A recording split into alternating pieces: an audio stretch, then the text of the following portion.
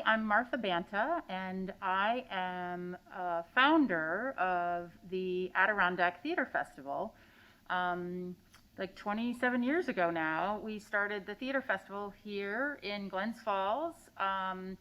And today I am now back to fill in for this year as an interim producing artistic director. This theater, this wonderful wood theater that I'm standing in, when we first started was a Woolworth store, and we looked in the window and saw that the column width was very wide enough to fit seats and a stage. So we decided that this was a great spot to put on some of our work, which previously had just been at the Lake George RV Park.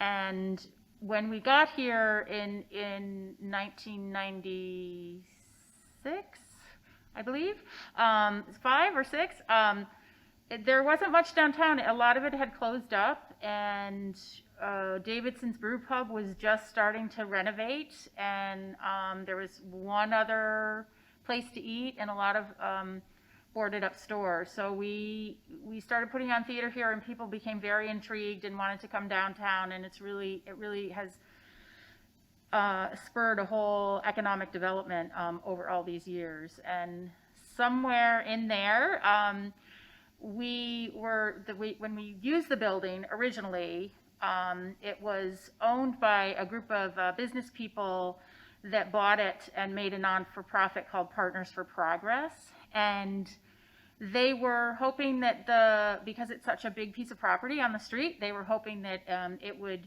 be used in a way that would benefit Glens Falls. And when we suggested, could we just, use it 1 year, they said yes. And then we continued to use it for many more years until 2004. When the space got renovated into this proper theater that it is now. And we started the Adirondack Theatre Festival with a benefit of love letters with Elaine Stritch and Jason Robards. And 10 years later, we opened this wood theater space with Elaine Stritch coming back doing her one-woman show that had won a Tony called Elaine Stritch at Liberty. So it was a really nice tie back with ATF and Elaine and the Wood Theater.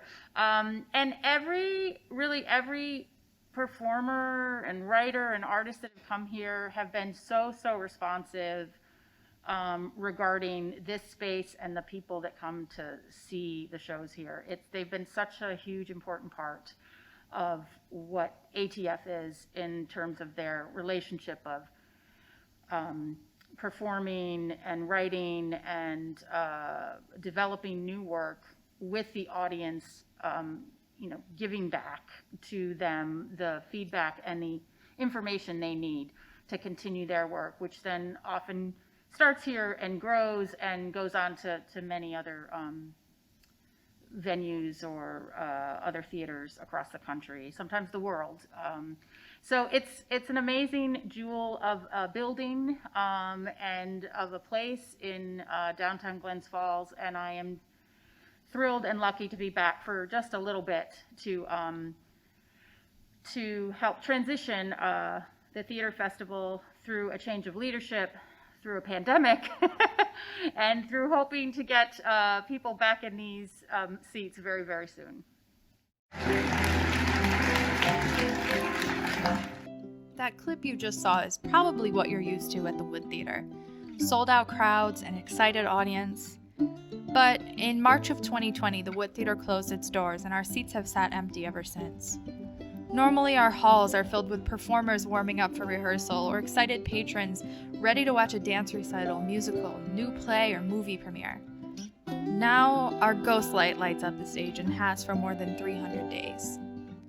Our building is normally filled with the sounds of tickets printing, bandsaws building a set, or the sound of little feet running around the rehearsal room until it's their turn in the Nutcracker. Now, it's a loud silence while our staff waits until the day it's our turn to open our doors once again. Business continues on around us, and we can't wait to get back to doing our part in supporting all of our neighbors by bringing audiences in by the thousands. Until then, we ask you to join us in our Fill Our Seats campaign. Any amount you can give will help us be ready to fill our seats once again, and we'll even hang your name or the name of your business or loved one in our Glen Street window to thank you. Help us keep the lights on, and shine the lights on the arts in Glens Falls.